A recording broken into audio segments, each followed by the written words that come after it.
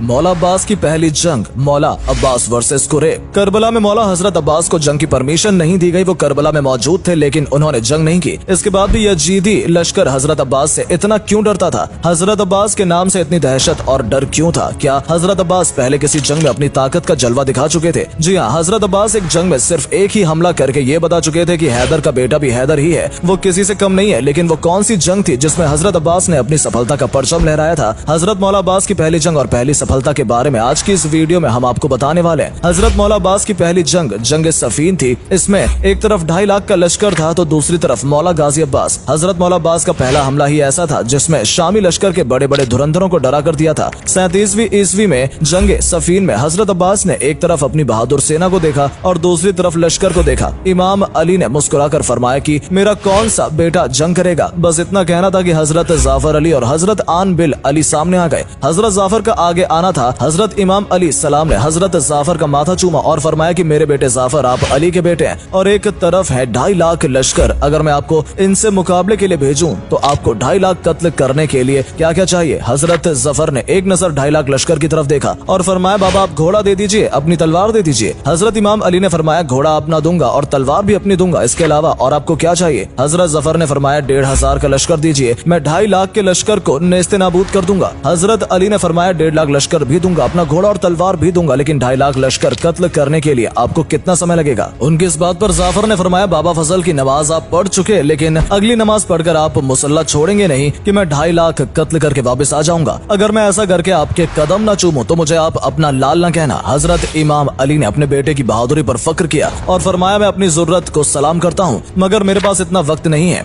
बस ये कहना ही था कि हजरत आन बिल अली आगे आए और उन्होंने फरमाया कि बाबा फिर मुझे भेज दें। हजरत इमाम अली ने फरमाया, आपको क्या क्या चाहिए? हजरत आन ने फरमाया, भाई ने 1,500 लश्कर मांगे थे, मुझे 1,500 लश्कर नहीं चाहिए, मुझे सिर्फ 1,000 दीजिए। घोड़ा अपना दें और तलवार भी अपनी दें। फजल की नमाज आप पढ़ चुके हैं, जोहरीन पढ़ाकर आप मेरे दादा की तस्वीर मुसल्ले पर रखेंगे और मैं 2.5 लाख लश्कर कत्ल करके आपके कदमों में ना आऊं तो मुझे हजरत इमाम अली का बेटा ना कहना। हजरत इमाम अली ने बेटे की बात पर फक्र किया और फरमाया, आपकी भी जुर्रत को मैं सलाम करता हूँ मगर जोहरीन का देर है और मेरे पास इतना वक्त नहीं है। बस ये जुमला कहना था कि हजरत मौला गाजी अब्बास इमाम अली सामने आए। हजरत इमाम अली ने कहा कि मेरे लाल अब्बास आप बताएं, आपको 2.5 लाख लश्कर को मिटाने के लिए क्या क्या चाहिए? उनकी बात सुनकर अब्बास ने कहा, बाबा भाई जाफर ने 1,500 मांगा, भाई आन ने 1000 मांगा, घोड़ा आपका मांगा और तलवार भी आपकी मांगी। मुझे आपकी कसम, ना मुझे 1,500 लश्कर चाहिए, ना मुझे 1,000 चाहिए, ना मुझे आपका घोड़ा चाहिए और ना ही आपकी तलवार चाहिए। हजरत इमाम अली मुस्कुराए और फरमाया कि आपको फिर क्या चाहिए? हजरत गाजी अब्बास ने इस बात पर फरमाया कि बस आपकी इजाजत चाहिए। इमाम अली ने फरमाया कि 2.5 लाख कत्ल करने के लिए आपको कितना वक्त चाहिए? इनकी इस बात पर अब्बास ने कहा कि बाबा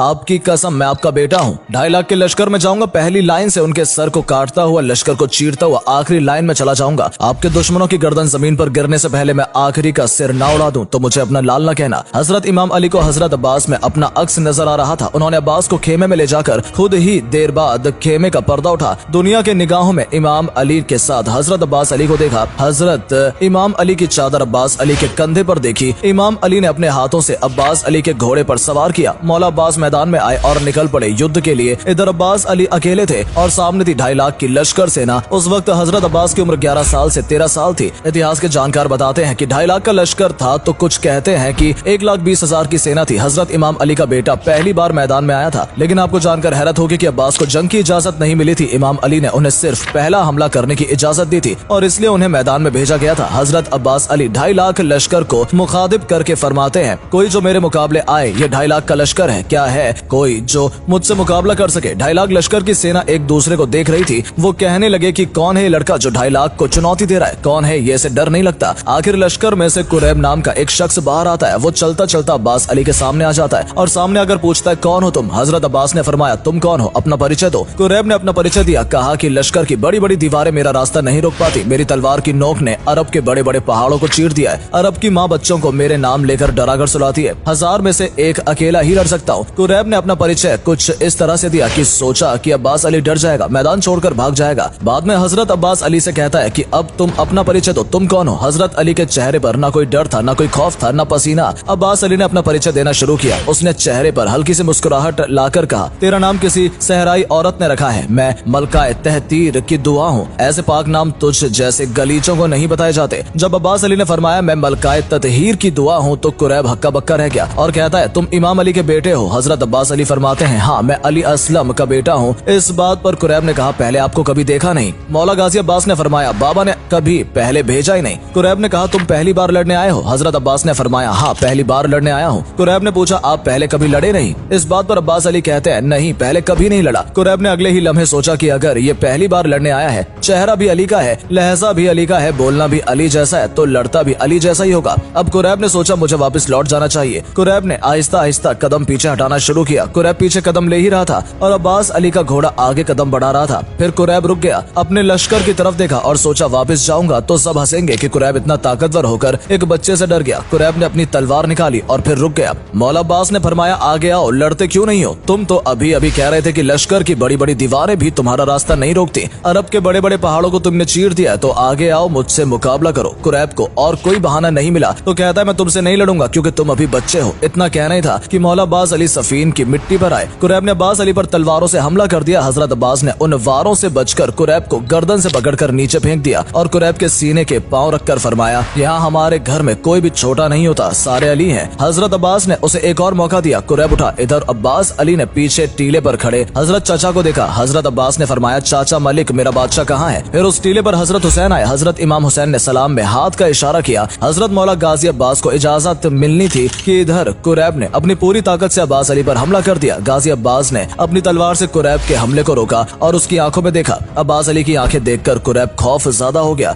अब्बास अली ने अपनी तलवार को घुमाया और एक ही वार में कुरैब की गर्दन को चीर दिया। तभी इस्लाम अली ने आवाज दी और अब्बास को रोकने के लिए कहा। अब्बास की तलवार वहीं रुक गई। अब्बास अली का ये पहला हमला देखकर लश्कर भागने लगा और यही वजह थी कि लश्कर अब्बास अली से इतना खौफ ज़्यादा रहता है।